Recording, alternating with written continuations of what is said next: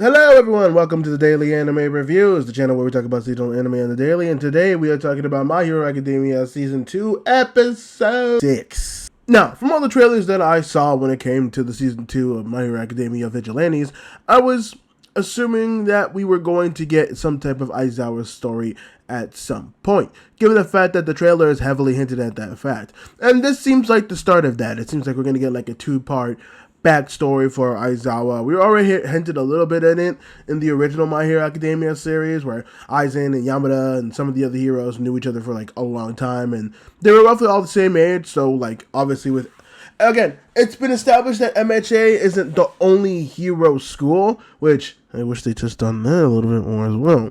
But obviously with MHA being the biggest school, it would make the most sense for all of them to just go to that as well. And like, honestly, it's interesting to see Aizawa in this like space like that. Just seeing him deal with all the like lack of confidence in him and his power and what he could do, and even seeing him in like, at least in this in this anime's current day, seeing him and his like, you know, he's someone, he's prepared, he knows what to do, he has a smart mind, but he understands his like limitations of what he could do, but it holds him back a little bit too much, where he can actually probably do more than he can and more than he's able to do, but he doesn't want to do that. Also, I have like a bone to pick with My Hero, because they will take certain powers and treat them as like they're not that great, when in reality they're probably like the most broken thing. And Aizawa has a power where everyone's like, you can't really do much with it, like, can you? Like, it's a hindrance. It's like, yeah, it can be a hindrance if you use it wrong, but in the right hands, the eraser power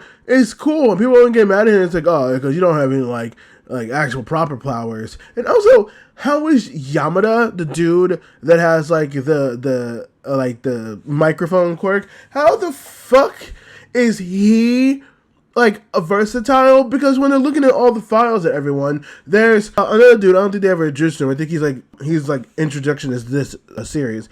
But there's like somebody that's friends with them that makes like the three boys that has like a cloud quirk where you can like make clouds. Aizawa, who has the erasure quirk, and then Yamada, who has like his microphone quirk that we all know about. And while they're looking through all the documents of like, oh well, how are my students?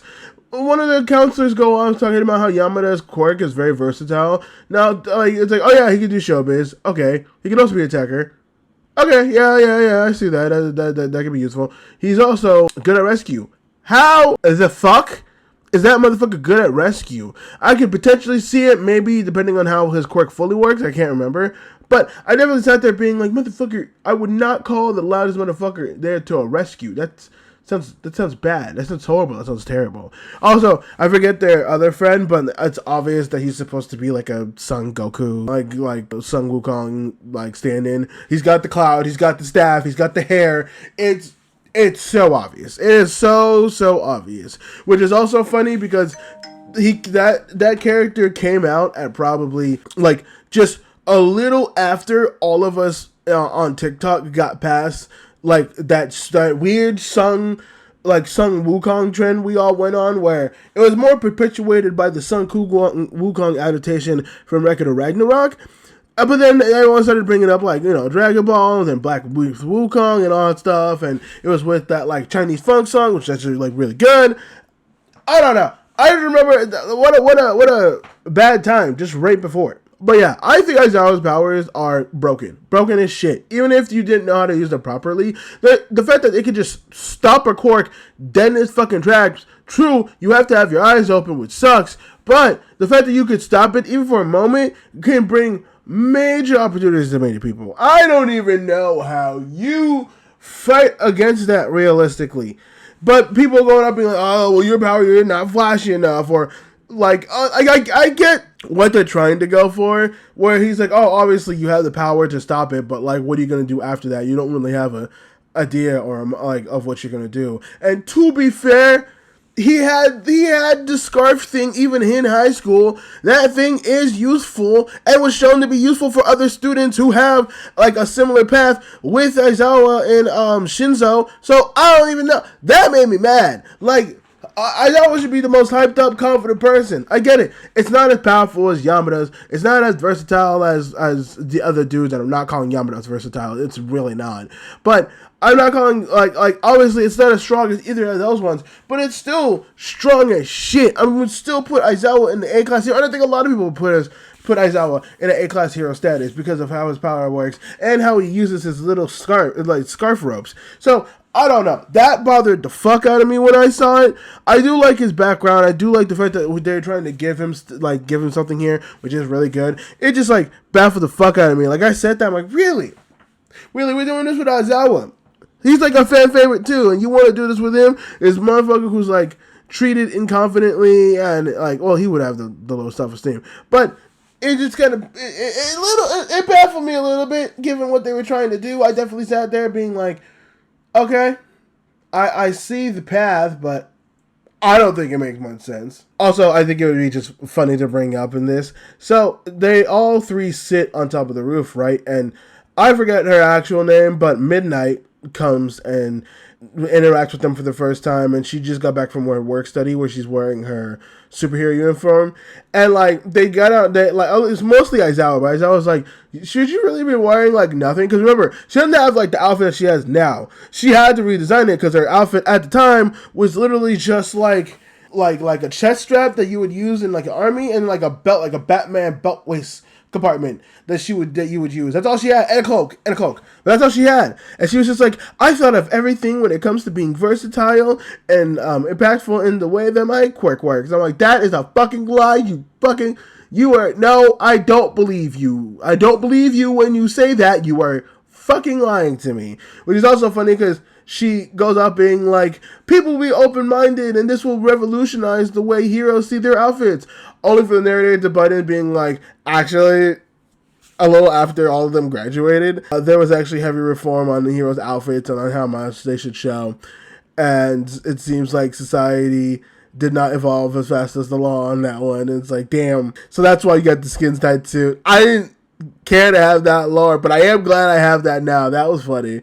It was a funny little bit, and I got a good chortle out of. I got a good little chortle from it.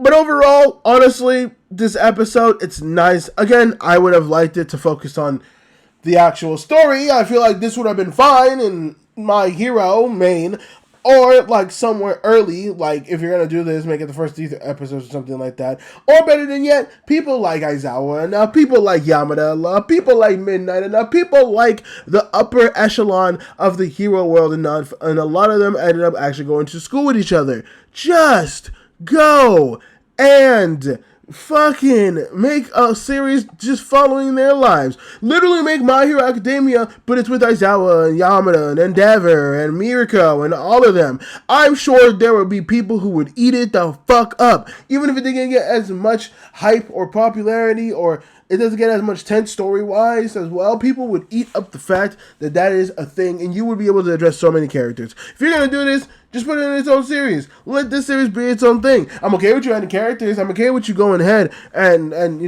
giving reference to other characters and actually adding them in the story and having them interact. But motherfucker, I think the level of ingenium that we had was good and it was great. I think the level of Aizawa that we're getting right now is a fucking lot, if I'm being honest with you. But there's got to be one hero to be sympathetic to the Vigilantes, so...